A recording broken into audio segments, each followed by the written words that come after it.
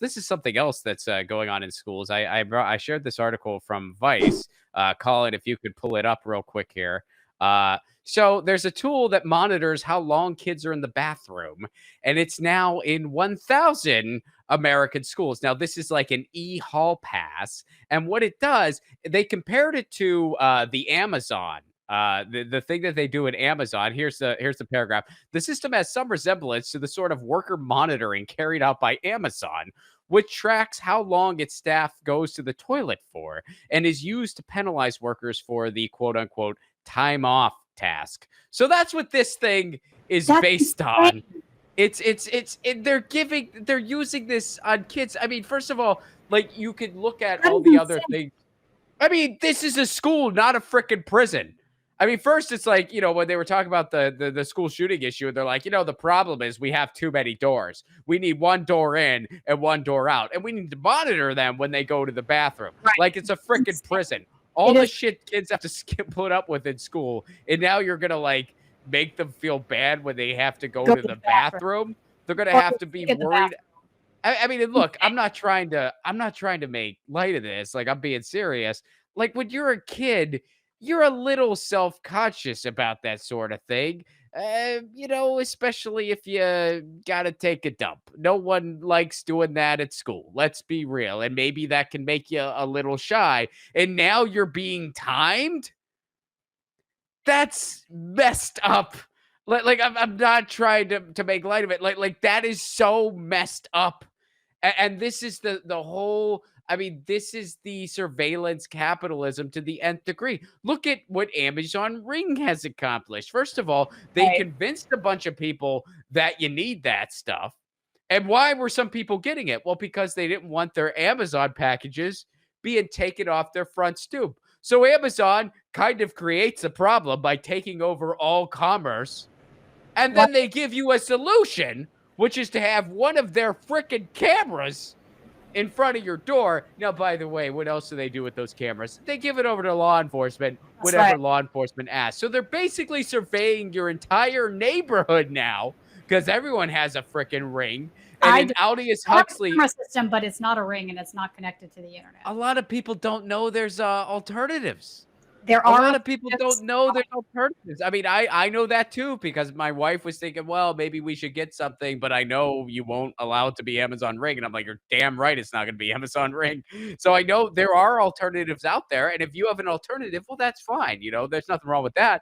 But Amazon Ring, they're giving it over to law enforcement. It's bad. It's beyond... I mean, this is like Aldous Huxley and George Orwell. Fourth Amendment right. I know, it's crazy. It's nuts. And now they're doing this to kids. Think of all the things kids are going through right now. They had to go through a freaking pandemic. They're having years of their lives taken away from them, and it's so sad. It's so sad. I mean, how does your heart not break for kids that had to go to their prom on Zoom? How does your heart not break for that had to happen? And it's such a bummer. I mean, I'm so glad that if we're going to go through a pandemic, I'm very glad that I'm not between the ages of 18 and 22. And I feel so bad. Now, I do, for the kids who are in middle school, you're not missing much. Middle school fucking sucks. If you have to spend a year of your life on Zoom, that's the best age to be. If you're in middle school right now, you got the you lucked out here. But I mean, my editor Joe, he had to spend his senior year of college on Zoom. He had to spend his 21st birthday on Zoom. I mean, it breaks your heart. I mean, it's so freaking sad. And now you're like, hey, we got some cool solutions here. We're gonna have proctoring software that's gonna go off if you have to scratch your freaking nose, and we have an e-hall pass that's going to monitor how long you have to use the bathroom for. How freaking creepy. It is creepy. I wanted to actually read part of this Vice article because I think it goes beyond that. Also, I should mention, they spent money on this surveillance software when they could have put it to putting in air conditionings in the school that are missing them, to hire teacher pay. Like, this is how they're choosing to spend what little money they have. It's kind of really creepy. All right, so this product is just the latest in a growing number of student surveillance tools designed to allow school administrators to monitor and control student behavior at scale on and off campus. Doug Levine, co-founder and national director of the K-12 Security Information Exchange, a nonprofit, of course it's a nonprofit, focused on cybersecurity for schools, told Motherboard, while the problems they purport to solve are real, they also introduce other risks to students, including the risks of spurious accusations and targeted harassment by school officials and law enforcement. You think? Levin further noted that the increased scrutiny offered by surveillance tools has been shown to be disproportionately targeted against minorities, recent immigrants, LGBTQ kids, and other marginalized groups. Of course. Of course. I mean, this is so ridiculous. And it's so and you know what? Again, the whole every yin has its yang.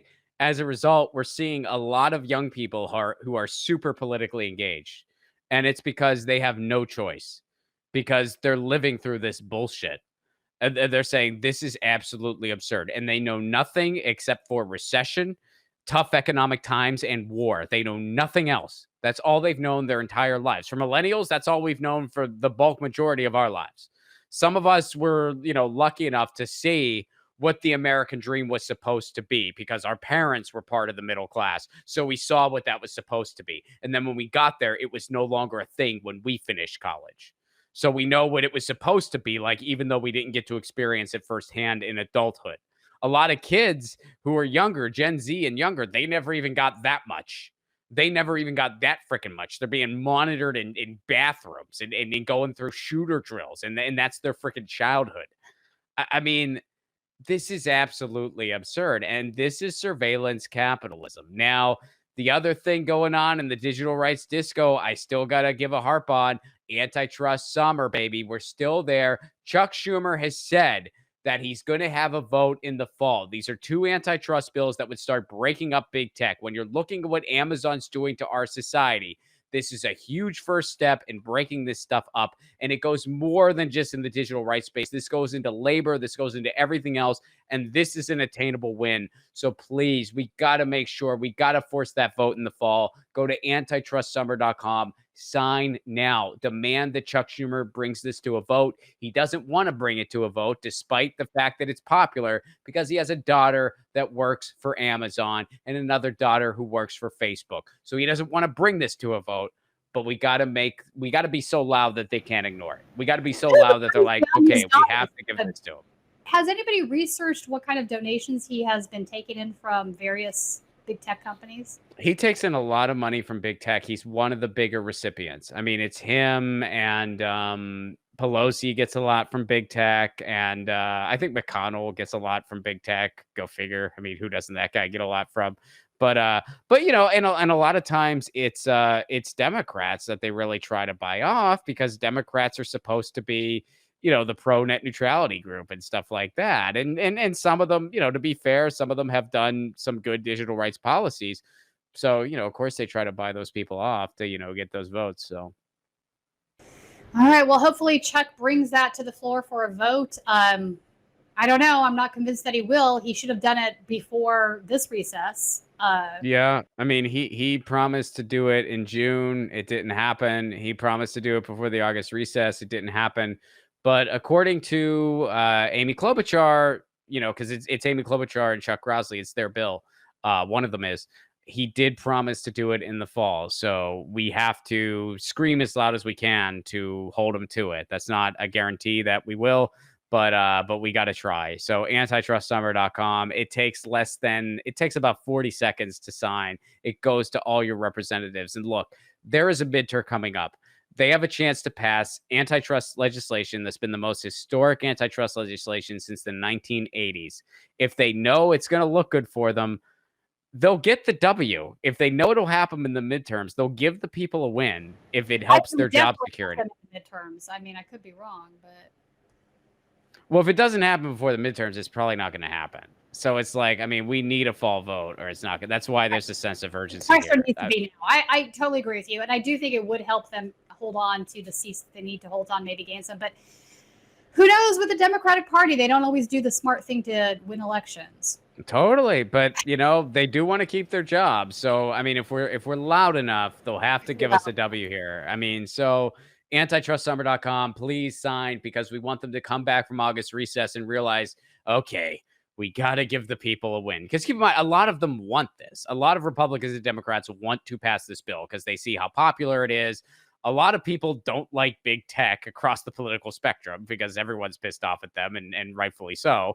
Although sometimes, the reasons are different, but whatever. Pass this decent policy. I'll take the W. So antitrustsummer.com. Thanks for watching, and make sure to tune in to Status Coup's daily live stream Monday through Thursday at 5 o'clock Eastern Time and Fridays at 4 o'clock Eastern Time.